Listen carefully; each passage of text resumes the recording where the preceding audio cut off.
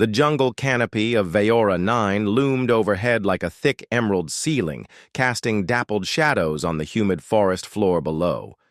The air was dense with moisture and the constant hum of alien life. Vines as thick as arms curled around the trunks of massive blue-barked trees, and strange bird-like creatures flitted among the branches, emitting shrill metallic cries that echoed across the terrain. It was here, in this lush and unfamiliar biome, that the Galactic Coalition had dispatched one of its elite recon units to investigate reports of enemy movement near the equatorial belt. The team, composed entirely of technologically superior alien species, landed just after planetary dawn. Their ship, a sleek obsidian-gray insertion pod, hissed softly as the boarding ramp lowered into the undergrowth. 6 soldiers emerged, each clad in adaptive armor, scanning devices already affixed to their arms and visors. Among them was one human, the only human, a cadet named Private Mason Halbrook. He stepped off the ramp with a quiet sense of awareness, his boots sinking slightly into the moss-covered soil. He carried no scanning tech, only a utility belt, a collapsible machete, and a small notebook tucked into the side of his pack. Mason knew the drill. He wasn't here to lead, suggest, or innovate. He was a tag-along, an observer, as the Coalition politely called it. It was a role typically reserved for species still proving themselves on the intergalactic stage. Humans, despite their recent inclusion into the Galactic Coalition, were still viewed as primitive, clever perhaps, but unrefined, lacking the centuries of advanced culture and technology that defined the core civilizations. Commander Verk, a tall, scaled officer from the Oxari race, took point. His elongated skull shimmered slightly under the translucent field helmet, and his voice, when it broke through the comms, sounded like a mechanical growl. He barked orders in his native tongue, which were instantly translated through the squad's implants. Deploy Formation Delta. Scanners on full spectrum. Begin grid sweep of Sector 12. The squad immediately fell into position.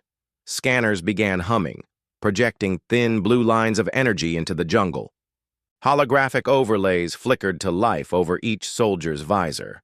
They walked with confidence, relying on their machines to alert them to movement, heat signatures, or power anomalies. Mason remained at the rear, his pace slower, eyes not fixed on a HUD but on the terrain itself. He had read every report on Veyora 9 before the mission. All known flora, insect behavior, weather cycles, magnetic field fluctuations. It was something none of the others cared for. They trusted their equipment. Mason, however, trusted something older, instinct, experience, and the subtle patterns nature never failed to leave behind. The squad moved forward for nearly an hour, fanning out as they scanned low ridges and thickets. Each scan reported negative. No hostile presence, no artificial readings, no energy fluctuations. Commander Verk's patience thinned quickly. "Report!" he snapped over comms. "Nothing," came the reply from Lieutenant Serac, a feathered Sorelian with dual-eye optics. "No trace of combustion residue, EM interference, or radiation leakage. Maintain sweep. Widen frequency. If they are here, they're shielded." Mason crouched beside a thick-rooted tree, brushing a layer of damp leaves aside. Beneath them, he spotted the telltale imprints of 3-toed creatures, large enough to be predators but too aged to be fresh. What caught his attention more was the lack of insect movement around the area. Even on Earth, ants were nearly always present in warm, damp forests. He leaned closer. Sure enough, he spotted a line of small, iridescent ants trailing through the underbrush to his right, then sharply diverting around an open patch of ground to the left.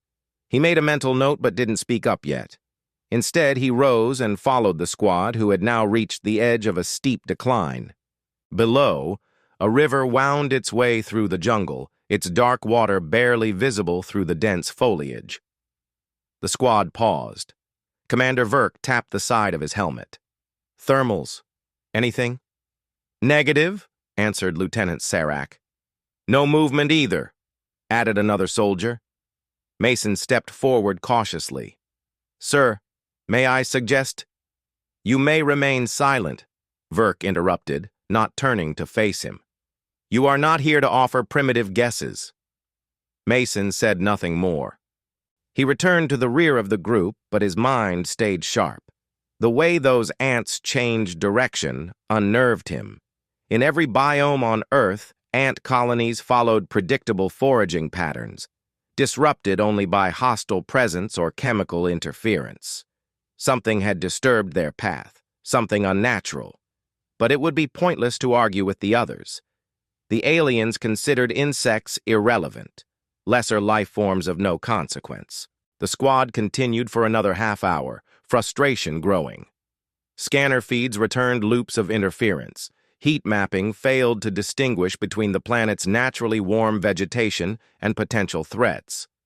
A thin mist began to creep in from the river, obscuring visibility even further. Commander Verk growled low.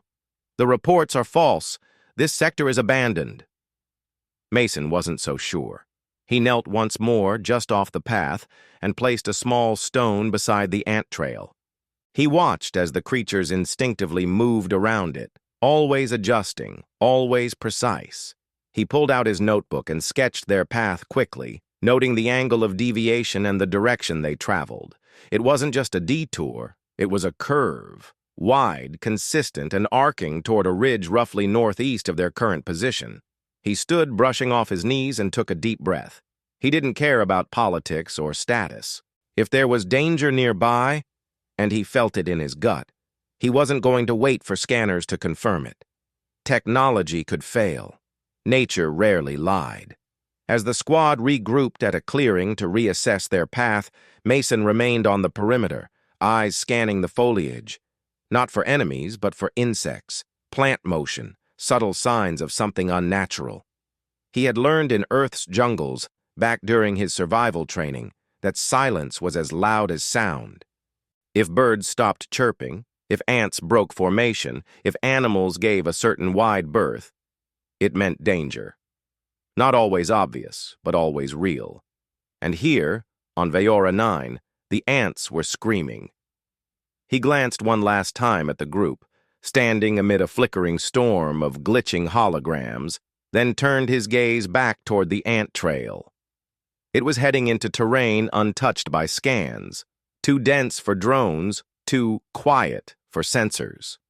Perfect cover. He tightened the straps on his pack.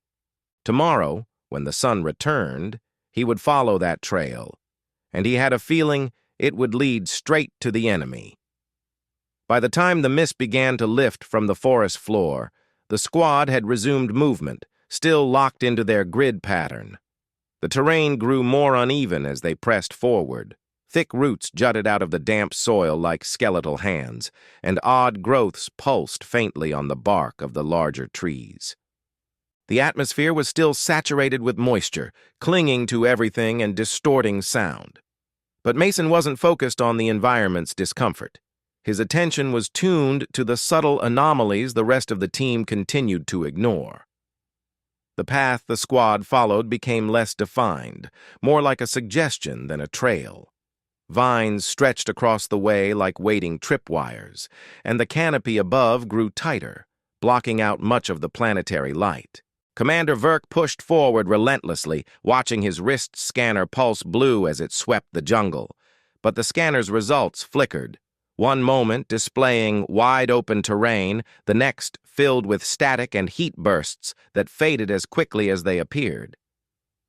"This interference is not natural," Verk growled into the comms. Lieutenant Serac tapped his own scanner. "Possibly a residual energy field. Could be volcanic pockets underground." Verk bared his sharp teeth. "Veyora 9 has no known tectonic activity in this region." Mason walked in silence several meters behind the formation. He didn't trust the readings either. In fact, he didn't trust the scanners at all anymore.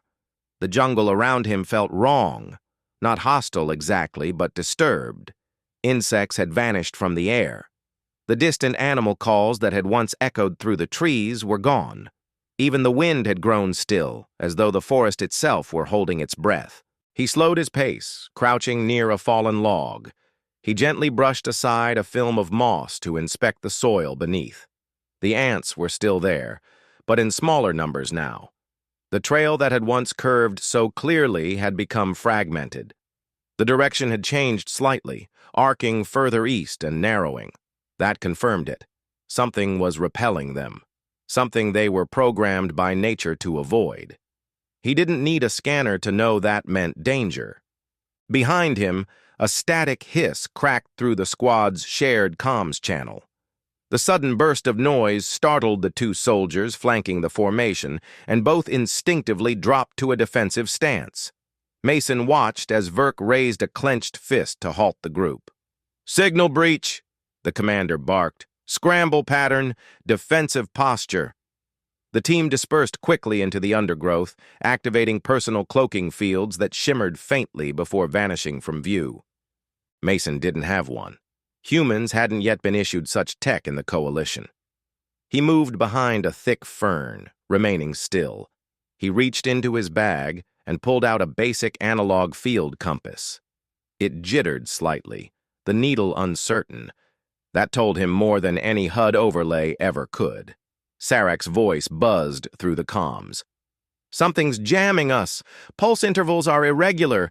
No known coalition tech matches the interference pattern." Mason looked at the canopy. No visible drones. No lights. No sound above the forest's silence. It wasn't just jamming.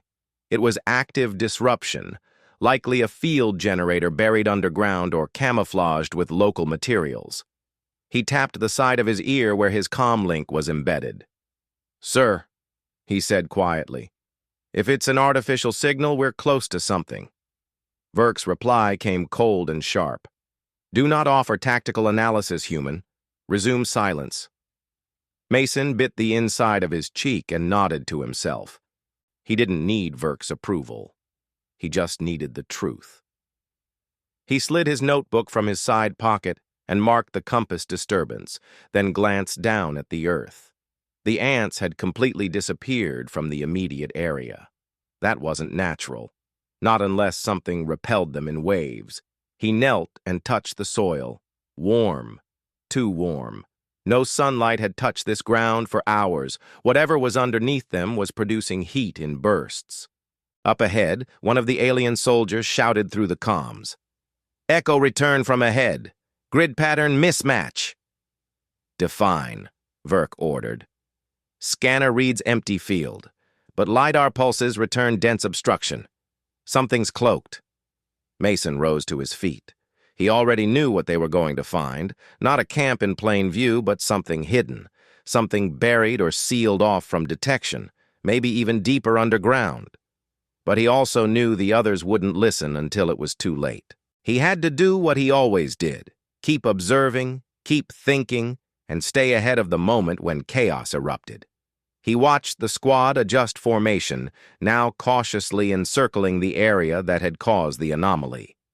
Sarak stepped forward with a small device resembling a spherical sensor probe and lobbed it forward. The ball landed softly in the moss and began emitting a low-frequency pulse. Blue light washed over the ground and trees, mapping the terrain in seconds. The team waited. But instead of data, the feed turned black. The projection died in silence. Seconds later, the probe cracked open like an egg, its inner core liquefied. Sarak cursed in his native tongue. Field disruption destroyed the core. It's being eaten, not shorted. Something is absorbing the signal. Mason took a few steps away from the group, back toward the edge of the trees. He didn't like the way the land dipped slightly here, almost like a shallow depression or crater, long overgrown. He looked again for the ants. Nothing. He scanned the tree trunks. The moss here grew in inconsistent patterns, almost as though something had scraped or disturbed them periodically. Suddenly, a faint tremor passed beneath his feet. Brief, soft, but unmistakable. Not a quake, a vibration, rhythmic, mechanical. Something beneath the ground had shifted. He turned his head toward the group. "Sir, I believe we're standing on top of something." Verk whirled toward him. "You will speak when spoken to." Mason pointed at the ground. "There's vibration underfoot. It's pulsing. Either a ventilation system or a motion platform. Whatever it is, it's artificial." Serac stepped beside Verk. "He's not wrong. There's a pattern to the pulses. Every 6 seconds, then a brief rest. Could be a timed cycle." The commander glared at Mason but didn't respond. Instead, he activated a short-wave transmitter embedded in his gauntlet and sent a ping into the ground. The signal returned instantly, a distorted echo with a hard stop, like it had bounced off a metallic surface buried deep below. Verk narrowed his eyes. "Coordinates marked," he said. "This is no longer recon. We are now in breach territory." Mason's chest tightened. That meant fallback protocol was canceled. The squad would now proceed until direct contact or confrontation. But everything in his gut told him that would be a mistake. Whoever was hiding here, if it was indeed the enemy, had cloaked the area not just from scans, but from basic biology. The jungle life avoided it. The ants rerouted their entire colony. Even the trees seemed to grow around the spot rather than through it. Verk raised his plasma rifle and stepped toward the center of the glade. "Prepare to breach." Mason remained behind, staring at a single tree root that had curled up instead of down, pulled away from something buried. Nature had literally recoiled from the earth here. That wasn't something one ignored. That was something one respected. He turned east, quietly moving toward the ant trail again. He would map it himself, follow it, and prove what instinct already whispered. The scanners would never find the enemy, but the ants might.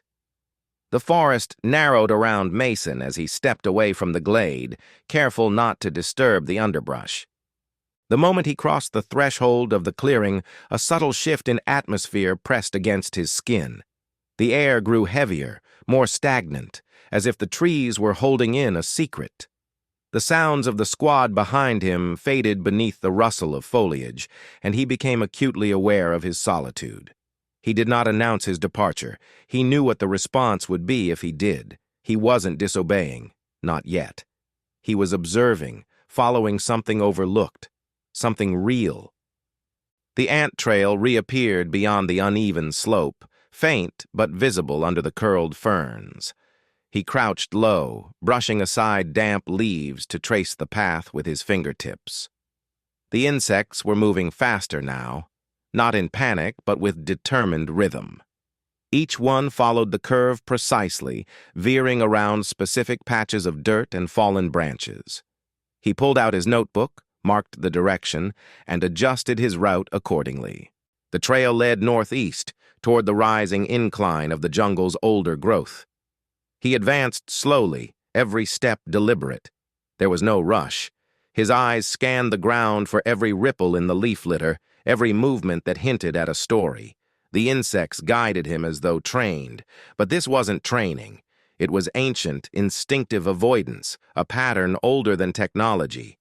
He moved past a low ridge and stopped when he noticed a section of mossy stones piled unnaturally. Not like a rock slide, but as though someone had shifted them to hide something. The ants avoided this pile entirely. He placed one hand against a nearby tree and leaned in to listen. His ear caught a low, periodic hum, muffled, like vibration passed through layers of earth. It matched the cycle he had counted earlier, 6 seconds on, 3 off, still consistent. He walked around the formation and continued following the ants as the terrain dipped again. The jungle thickened. Long vines hung down like curtains, brushing his shoulders as he moved. The air smelled different here, less of soil and more of metal, faint and metallic, as if the forest had grown over machinery and was beginning to reject it. The trees tilted at odd angles. Roots curled away from the center of the path he was following. It became clearer with each step that something was influencing the very structure of the biome. He crossed a narrow stream, stepping on slick rocks. The ants used a fallen branch as their bridge, and he followed without hesitation. Beyond the water, the foliage became denser. The canopy allowed only streaks of light to penetrate, and the ground turned spongy beneath his boots. As he reached a small rise, Mason froze. Ahead of him, the terrain shifted sharply. The ant trail encircled a wide area covered in dense, perfectly uniform grass, too uniform. He scanned the perimeter. No nests, no burrows, no insect movement of any kind. He pulled out a pocket thermal lens and lifted it toward the grass. The image revealed an unusual heat signature. Not hot, but unnaturally cold. The surrounding vegetation glowed with soft oranges and yellows, but the patch ahead remained pale blue, almost frozen. He knew no natural process on Veyora 9 could explain that. Something was cloaking more than just its shape. It was dampening heat itself. That level of field manipulation required serious technology. He crouched low again, watching the ants. They had formed two trails along the outer edges, looping around the cold zone, but never crossing it. The loops met again on the far side and continued deeper into the jungle. Whatever this zone was, the ants understood it didn't belong. He retrieved a small probe from his pack, a human-made one, built for durability, not data transmission. He rolled it gently into the field. The probe slowed as it entered the strange zone. Its movements grew sluggish, like something was pressing against it. The temperature sensor on his wrist blinked, a sharp drop of 10 degrees Celsius in under 5 seconds. Mason frowned. That wasn't a simple camouflage net. That was environmental suppression, and it was active. He made a quick sketch of the field's perimeter and continued along the ant path, bypassing the cold zone as they did. The trail turned once more, and Mason passed between two enormous trees whose trunks had been hollowed at the base. As he moved through the natural archway, he found himself in a part of the jungle that looked almost untouched by wildlife. Not dead, just avoided. There were no droppings, no scratch marks on the trees, no fallen feathers or nests. Everything was unnaturally clean. Ahead, he saw something that made him stop mid-step, a ridge of broken roots emerging from the ground, curved and tightly woven like a dome. At first, it looked natural, a mass of roots twisted into a mound. But then he noticed the symmetry. Each arc of the root formation was the same distance apart. That was no accident. He approached slowly, circling the structure. The ants had diverged again, creating two flanking paths around the dome. Mason's breath slowed as he knelt and placed his palm gently against the structure. Warm. Not like the humid air. This warmth was artificial, regulated. He tapped once with the handle of his machete. The sound that returned was not the dull knock of wood, but a hollow metallic thud, masked beneath bark and growth. A shell, hidden underground, camouflaged with living roots. It wasn't abandoned. It was alive. Suddenly, he heard a rustle behind him. He turned sharply, crouching, hand on his sidearm, but it was only a flock of native birds scattering from a nearby canopy. He exhaled and lowered his hand, but the movement had triggered something else, a faint click beneath his feet. He glanced down. The soil shifted, then fell inward an inch. A pressure plate. He jumped back, just as a low-frequency pulse vibrated through the ground. The dome ahead shimmered faintly, and for a split second, its true surface became visible, smooth gunmetal black with reinforced edges and a slit-like opening hidden beneath the growth. Then it vanished again beneath the illusion. Mason stumbled backward, heart racing. He knew now that this was no forward operating post. This was a hidden outpost, cloaked with precision, positioned deep within the jungle for observation or ambush. He took out a piece of graphite chalk and marked the trees with a code he had learned in survival school. Symbols for concealed structure and heat suppression zone. He added a third mark, inhabited. Then he pulled his compass, aligned it with the marks on his map, and drew a triangle linking the ant trail, the cold field, and the hidden dome. The result painted a perfect perimeter around the area the alien squad had spent hours scanning without results. He tapped his comm link. Static answered him. The signal interference was stronger here. Deliberate. He sighed and shut it off. If he wanted to get the information back, he would have to return physically. He looked one last time at the dome and the still-moving ants, before turning to retrace his steps. His mind churned with possibilities. What kind of force used biological signals to mask movement? What species could manipulate nature so precisely? More importantly, how long had the Coalition's enemies been hiding here, undetected by the most advanced scanners in the galaxy? The answer was terrifying. Long enough.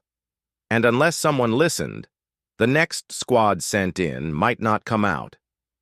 Mason picked up his pace. It was time to return and prove it. Mason descended the ridge with urgency pressed into every step. His boots barely made a sound as they moved over the soft jungle floor, but the pounding in his chest echoed louder than his footfalls. The sun had begun its slow crawl toward the western edge of the canopy, casting stretched shadows across the landscape and bathing the thick underbrush in amber light. With each stride, the air thickened again with moisture, and the symphony of distant insects began to rise. Faint at first, as though testing the safety of their return. The silence he had encountered near the concealed dome gradually gave way to the more familiar rhythms of the jungle. That, in itself, confirmed everything. Nature had built boundaries around something it instinctively feared. And now, as he pushed farther away from it, life dared to breathe again. He stopped only once to tear a strip from the edge of his notebook and lodge it into a split branch near the stream crossing.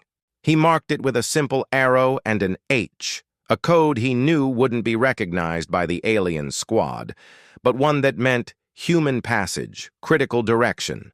It was a habit born of being ignored, leaving signals for himself, or for the one chance someone might someday follow his path.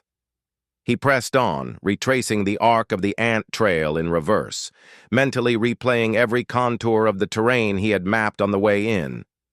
By the time he reached the perimeter of the squad's last known position, the shadows had grown longer, and the temperature had dropped. He moved cautiously, eyes sweeping ahead for signs of movement. Then he saw it, a faint shimmer of refracted light, low to the ground. The cloaking fields of the alien soldiers, still active, flickered subtly in the dim light.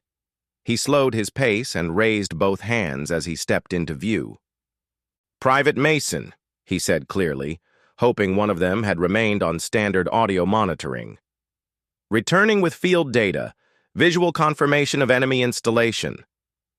The shimmer to his right deactivated, revealing Lieutenant Serac.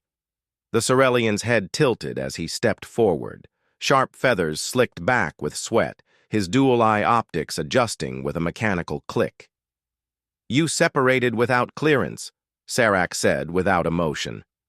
"I followed an environmental anomaly," Mason replied, lowering his hands.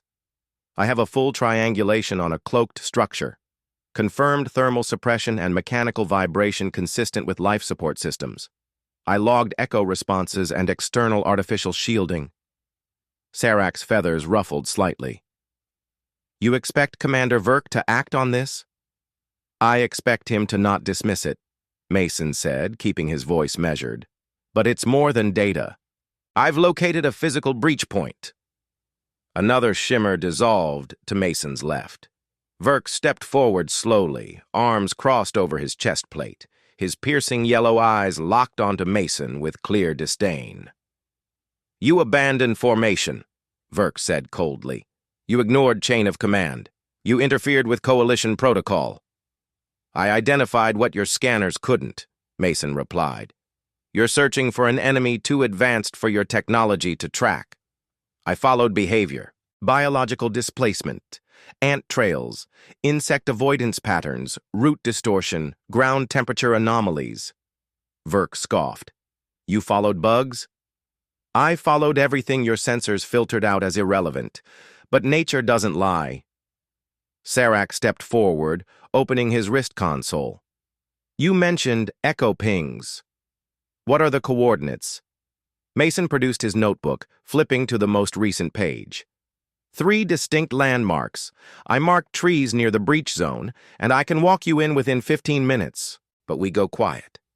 No scanners. You activate those, and we might trigger a response. Verk snatched the notebook and stared at the human script. His eyes narrowed. If this is a trick, you'd already be dead, Mason said quietly. That structure is occupied. I triggered a pressure plate. I saw the outer shell. It's masked, but it's there. This isn't an abandoned recon pod. This is an active outpost, and it's watching us. The tension stretched tight between them. For a moment, it seemed Verk would toss the notebook aside and order his men back into scanning formation. But then Serac turned his console toward him and said something in a low voice. Verk's eyes narrowed. He said nothing, but after a breath he closed the notebook and gave Mason a hard nod. Lead. Mason turned without hesitation and moved into the jungle again, this time with silent footfalls behind him. The squad followed in a single-file formation, suppressing their cloaks and disengaging all scanners. The only tools they allowed active were passive observation lenses and thermals turned to minimal sensitivity. As they advanced, the jungle began to grow quiet again, and the signs returned. The fading of insect song, the hesitation of birds. Serac noticed it too. This pattern, Serac murmured. The silence follows geometry. It's deliberate, Mason said. The structure is engineered into the living ecosystem. It's not just hidden from us. It's hidden from nature. They reached the stream crossing. Mason pointed to the fallen branch the ants had used. He didn't mention the notebook marker. There was no need. The trail ahead would speak for itself. He led them past the water, around the dead zone, and back to the ring of root-draped trees. He stopped and gestured toward the dome's position. We're within 15 meters. The cold zone begins at 6. Vibration cycles are active. There's a pressure plate directly ahead of that protruding root. Serac raised a lens and nodded slowly. Confirmed. Thermal suppression begins there. Cold enough to be unnatural. Verk motioned silently to 2 soldiers who flanked the dome's perimeter, moving like shadows. One of them stopped and signaled. Contact. She had spotted something. Mason moved up behind her and crouched. A fine hairline crack in the moss was visible, shaped like an entry seam. It matched the slit he had glimpsed during the Shimmer event. A disguised hatch. Any reading? Verk asked. None, Serac replied. We're too close for effective radar. If it's shielded internally, we won't know what's inside until we're through. Then we go in, Verk said. No, Mason said firmly. That plate I triggered, it was a signal, not a trap. Whoever's inside knows this perimeter was touched. If you breach, we lose the advantage. Then what do you suggest, human? Mason looked at the mossy dome and the unnatural stillness surrounding it. We watch. Wait for the next signal. We don't move until something moves first. Verk hesitated. Serac looked to him, then back at the dome. The decision was made in silence. The squad settled into a temporary observation ring, camouflaged by the jungle itself. No technology, no scans, only line of sight and environmental awareness. Mason took a position just above the slope and kept his eyes trained on the false clearing. As the sun dipped fully behind the trees and shadows stretched long into the clearing, a thin panel on the dome shifted open. A figure emerged, lean, tall, wrapped in muted armor with a helmet shaped like an elongated crescent. He moved silently to the cold zone's edge and crouched. His hand touched the soil where Mason's boot had landed. Then he froze. The figure looked up, not directly at Mason, but in his direction, and nodded.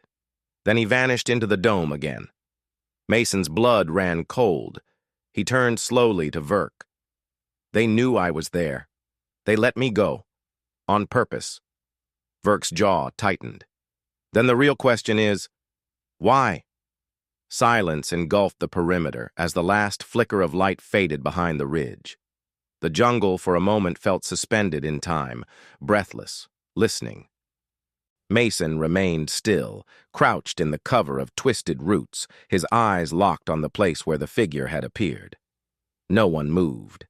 Even Commander Verk, usually restless and impatient, stood motionless, his sharp jaw clenched tight, his attention fixed on the dome's hidden hatch. Mason's pulse had slowed, but a strange tightness remained in his chest. The brief glance exchanged with the armored figure played over in his mind. That was no routine patrol.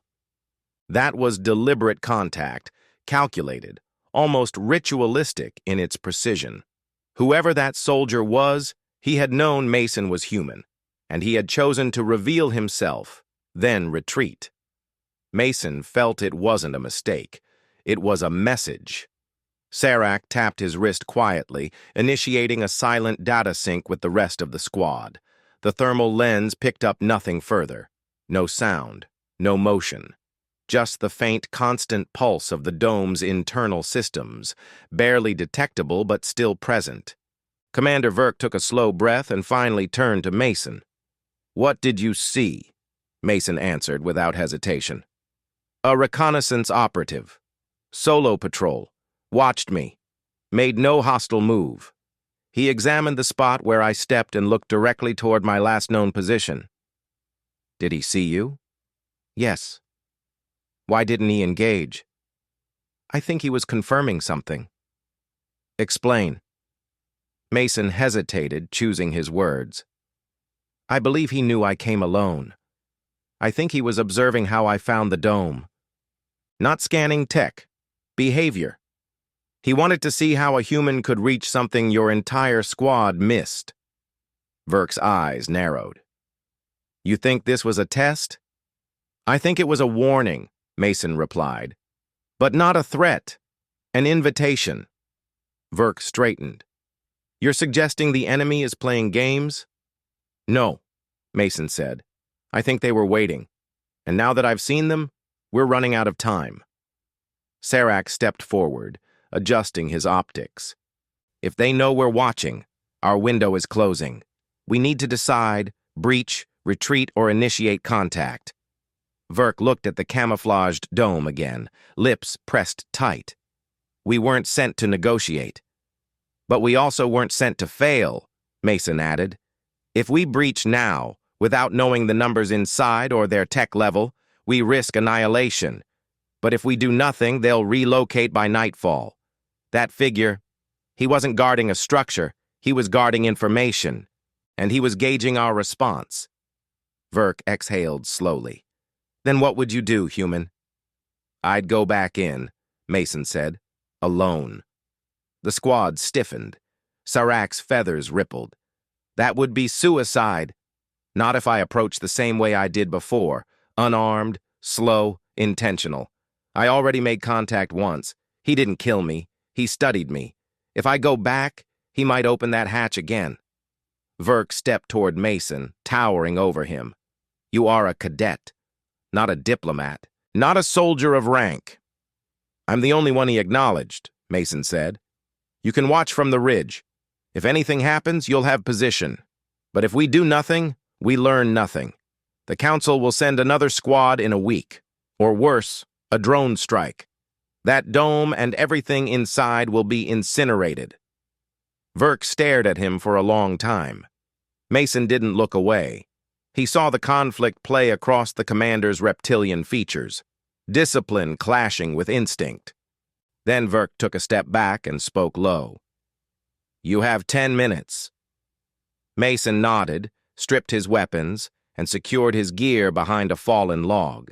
He took only his notebook and a strip of cloth, tying it visibly around his upper arm, a signal flag in white. Then he stood, raised both hands, and walked forward. The jungle made no sound. Every leaf, every vine, every root seemed to watch as he crossed the cold zone again. The temperature dropped as he stepped into it, but this time, he didn't flinch. The soil felt slightly softer beneath his boots, recently disturbed. He passed the same root formation, now even more unnatural in its symmetry, and stopped just outside the area where the pressure plate had triggered. He waited. 10 seconds passed. 20. Then he heard it. The same faint hiss. A seam opened in the moss ahead. The dome's hatch split along the vertical, exposing a narrow corridor of dark steel glowing faintly with blue veins of energy. The same figure stepped forward, helmet still in place, body posture unreadable. The figure stood in the doorway, silent. Mason raised one hand and pointed at his own chest. "Human," he said clearly. "No weapons, no threat." The figure didn't speak. Instead, he reached up and removed his helmet. What Mason saw stunned him. The soldier's face was humanoid, not entirely, but unmistakably close. Gray-blue skin, slightly elongated eyes with horizontal pupils, a ridged line across the cheekbones like armor plate grown beneath the skin. He looked young, barely older than Mason, but his eyes carried weight, centuries of memory compressed into silence. The figure raised his own hand and tapped his chest. "Kaylor," he said, voice calm, neutral. Mason blinked. "You speak?" Kaylor nodded once. "Why did you let me go?" Mason asked. "You listened to the ground," Kaylor said, "so I listened to you." Mason tried to hide his shock. "Are you the only one here?" Kaylor did not answer. "Is this your camp?" Still no reply. Mason took a slow breath. "I think your presence here is a message. But if you don't say anything, the others behind me will call this a threat." Kaylor tilted his head. "Then tell them what you saw." Mason's voice lowered. "They don't trust me." Kaylor stepped forward, stopping only 2 meters away. "You're not here to be trusted. You're here to see." Mason nodded slowly, understanding more than he could explain. "Will I see more if I go in?" Kaylor's expression did not change, but his eyes shifted slightly, a subtle flicker of approval. But you've seen enough." The hatch began to close. Kaylor stepped back into the dome without another word. The seam sealed shut, vanishing once more under layers of moss and silence. Mason stood alone. He returned slowly, retracing every step with deliberate care. When he reached the squad's observation line, Verk stepped out first. "Well?" the commander asked. Mason kept his voice steady. "I spoke with one. His name is Kaylor. He speaks our language. He let me go again." "Did he confirm anything?" "No specifics. But he said I was here to see, and I have." Verk's eyes burned into him. "And what did you see, human?" Mason looked past him toward the jungle, toward the dome, now hidden once more. "I saw intelligence, restraint, purpose, and I saw that we were never meant to find them through technology." Sarak stepped forward. "Then what do you propose we tell command?" Mason took a long breath. "That this isn't a war zone, not yet. But if we treat it like one, we'll lose more than just men. We'll lose a chance to understand something older and wiser than all our scanners combined." Verk said nothing, but he didn't argue. The squad began to gather their gear, and the cloaking fields shimmered back into place. Mason stood for a moment longer before reaching into his notebook and writing a single sentence on a fresh page. "Nature remembers what technology forgets."